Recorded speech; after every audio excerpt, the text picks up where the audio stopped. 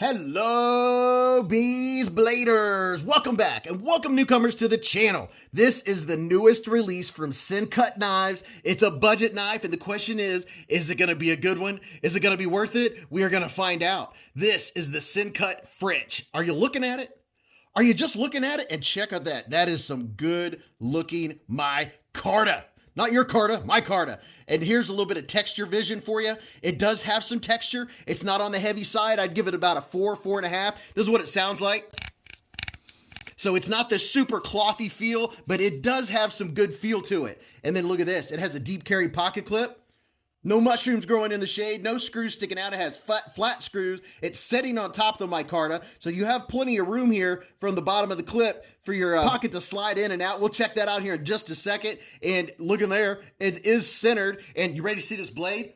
Pow! Right in the kisser. Oh yeah, that is a sweet looking blade. I'm digging this modified style. You could call it a modified, whatever you want. I believe they have it listed as a spay point. I would call it a modified spay point. You know what? I'm not a blade shape expert. You can call it whatever you want. You could just look at it and say, hey, it looks cool. It has a flat up here. You have your branding. And then I like this swedge. I like that point. I like how it comes out. It's kind of like they went a shaped foot and kind of elongated it, and really nice black stone wash. And that's a pretty even looking grind. And we'll do a little cut in here in just a second. And here's your plunge grind. You do have room to sharpen before you get to the plunge grind. And then you have a T8 for the pivot. And yes, you heard me. No, you didn't. I didn't say it yet. You have T8 body screws. Yeah, T8 body screws. If you could do that with a 40, these run around 45, you could get T8s in this, then I know other companies can get a hold of some T8s and do it too. And your blade steel is 9CR18 MOV, which is very nice, very, very nice. And I know these come in at least a couple other models. There's one that I want to see in person. It's a brown matrix micarta. Yeah, it looks really cool. And then you can also get the natural G10, which you can dye to be whatever color you want. This is one of those EDC size knives. I'm telling you, people are going to eat this one up. From tip to tip, you're 7.1 inches. Your blade length's 2.97 inches, so you're just under the 3-inch mark. Your handle's 4.02 inches. Your blade stock thickness is 119 thousandths of an inch. And look at this. A consistent 15 thousandths of an inch behind the edge. And then your weight, do you have a guess? Do you have a guess of what it is? It's right there in the sweet spot, 3.13 ounces. So it's a 3-ounce knife with a just under a 3-inch blade. This is that perfect everyday carry size. And look at this. You have jimping, and they have, Sencut did not disappoint. It has great jimping going all the way around the flipper tab, so it is so easy to snap open. And how is the fit? Left and right, we're solid. Up and down, we're solid. What's our lockup look like? The lockup is right in the middle where we want it. And we already saw earlier that it is centered.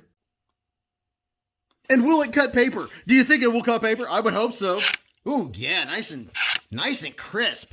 Ooh, yeah, no problem whatsoever. In the paper cutting, oh, I snagged it. There we go.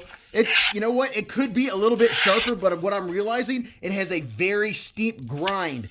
It could probably use a strop, not the sharpest I've had out of the box. In different ways you can deploy this bad boy. Don't forget, by the way, don't forget to subscribe and hit the bell button. That way you'll be notified of when we have the live streams and when new content is dropping from Beez Blades. But the pull-in, oh yeah, the pull-in's good. The pushing is good. It has a good detent. It comes flying out. This is one. Oh yeah, look at that. I was just trying to fail it. Oh yeah, it has a really good detent. Can I reverse flick it? Yes, I can reverse flick it very nicely. The access to the lock bar, there's not a lot of access cut out in the handle, but you do have some nice jimping that is skin grabbing that allows you to get a hold of that very easy. And I'm also surprised how smooth this is for a stonewash blade. If this was I think one of them is a satin version. I imagine that one would be super droppy, but all I have to do is just give it a little bit of help. And oh yeah, this one's gonna wear in very, very nicely. So the thumb studs, they grab a hold of your finger very well. It comes snapping out. And the reverse flick, I like that.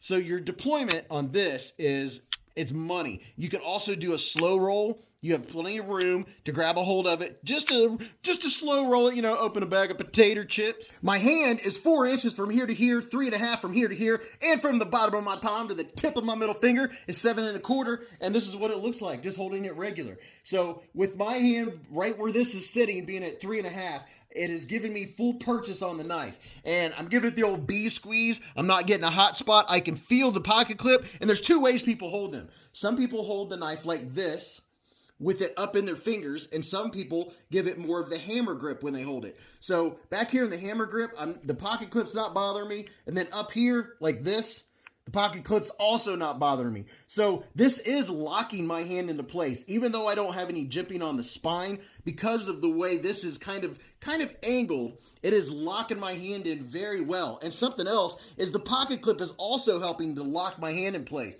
So that is very comfortable. And oh yeah, this is going to be good for utility cutting. This is one of those everyday carry knives. $45, 9CR18 MOV. Great blade steel, great pocket clip. It's a reversible, so it's an ambidextrous knife. You have room to sharpen it before you get to the plunge grind. Not a whole lot, but you're good to go. It's easy to operate. Yeah, it's a good one. What can I say?